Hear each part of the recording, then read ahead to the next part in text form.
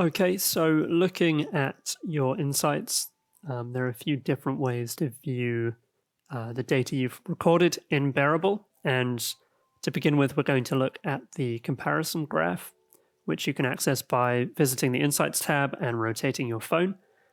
And this graph lets you select any two health outcomes in the drop-down menus along the x-axis here. So this is the one place where you can compare things like mood and step count, mood and symptoms, mood and sleep, which you can see we're selecting here as well. So it's a great place to kind of understand how your different health outcomes impact one another.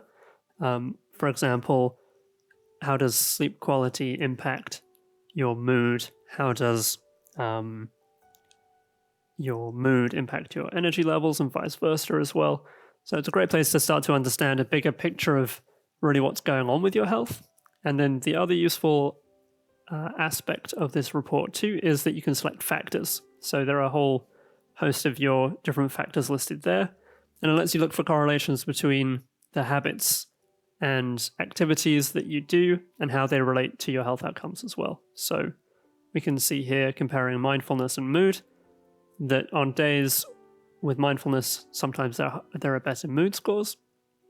And you can also look for maybe triggers for lower moods as well. So here, busier days tend to correlate with lesser or lower mood scores. And so this is really the core report for looking manually, kind of a DIY approach to understanding correlations between any of your health outcomes and your factors. So it allows you to begin to tell a story about your health and understand which elements negatively impact your health, which elements positively impact your health. And it also helps you to identify things that maybe don't have any positive or negative impact on your health as well, so you can stop tracking them or you can rule them out. You can also select different time periods here as well. So here we're looking at the full year. And that can be useful if you need to see a bigger amount of data. You want to see how your health trends are looking for the year as well. And then you can also select these little exclamation points, which are your significant events. And that can help you to understand if something happened at a point in time that then later had an impact on your overall health trends or on specific health outcomes. Okay, so looking at advanced reports, there are a few things to touch on first. Once you're in the Insights tab, you can click the question mark to get an overview of how to use different elements of the Insights tab. There's a bit of information there for you, and in the top right-hand corner, you can select different time periods as well. So to access any of your advanced reports, you can use the big green Advanced Insights button that exists below any of these health outcomes charts. And we'll start with mood. Mood count in days shows you the number of days you selected different mood scores throughout the last 30 days. Average mood distribution shows you how those mood scores have been distributed across the course of the last 30 days. Average mood shows you your average mood for the current 30-day period versus the previous 30-day period. And then really, really interestingly, factor effect on mood shows you how each of your factors have an influence on your mood scores. So here we can see that quiet day has a correlation of a 55% improvement in mood score versus without that factor. Average mood per day just shows you typically if there are better and worse days during the past 30 days based on your mood scores. Average mood per time period does something similar, but by phase of day, if that's how you log your moods. And then you have been feeling shows you a breakdown of the number of times you've reported a specific emotion over the past 30 days as well. So each of the advanced reports kind of follows this structure, and there are a few variations. I think most interestingly here, we can look at symptom score, which is your combined symptom score for the past 30 days. And you have these similar options too. Again, I think what's most interesting here is the factor effect on report. And scroll through the different categories and look at the things that are most impacting or most correlating with changes in symptoms and total symptom score. And then we can even break that down a little bit further by looking at the prevalence report here. So this lets you click into any individual symptoms you get a similar breakdown. So if you're really interested in what's impacting a specific symptom, you can do that here. You can look at how it trends over time, how it's looking compared to the previous 30 days. And again, you can look into the factor effect report here to understand the different factors that are influencing individual symptoms. So that can be really helpful if you're trying to better manage or better understand a specific symptom that's really affecting you at any point in time. And it can also show you what helps as well as what makes it worse too. So it's a great way to begin to get some control over your specific symptoms. The sleep hours report, or rather the advanced sleep report, gives you a similar breakdown. And what's interesting here is that you have a breakdown of quality and quantity. And you might see that different things impact quality and quantity separately. So again, on the factor effect report, you can switch between those things. Maybe you can find something that has a positive impact on both quality and quantity. And maybe that's something you can commit to more. And then at the foot of this advanced report, you also have your sleep factors, and you can click into them to view advanced factor reports for sleep factors.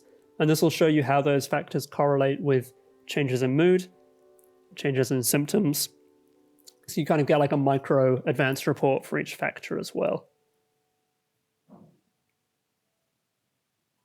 And then similarly, we can scroll down to the factor count reports, and you can click on any of these individual factors to also get a breakdown of how that factor correlates with your mood over a time period. You can look at how that factor appears over different days in correlation with changes in mood score and also changes in symptom score. So here factors are shown as a dark ring around your symptoms and factor scores on that calendar.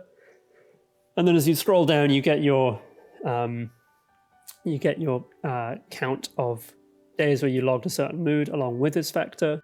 The effect on mood report shows you how your mood scores are affected by days you log this factor versus days without this factor. You can also see how this factor typically correlates with different emotions that you've logged.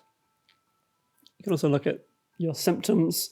And again, this is quite helpful if you're somebody with specific health issues and you want to understand the really deep impact of a factor. It's going to show you how this factor correlates with different levels of severity score, how your symptoms change with this factor and without this factor. You also get a breakdown of how this factor correlates with changes in specific symptoms.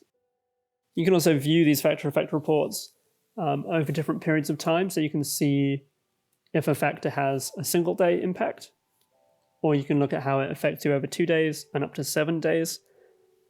So you can discern factors that maybe have a longer term impact versus a short term impact.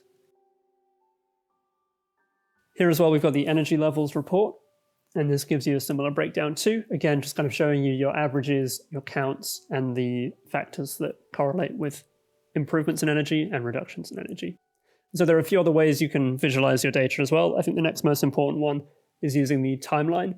So this shows you a breakdown by date of everything that you've logged throughout the course of your use of Bearable, and you can then also filter these things by specific categories. So here we're selecting mood. We can also select something like factors. And this is really useful if you're sharing this information, if you're talking to a doctor and you want to show them how specific symptoms have changed over time, maybe if you've taken specific notes over time.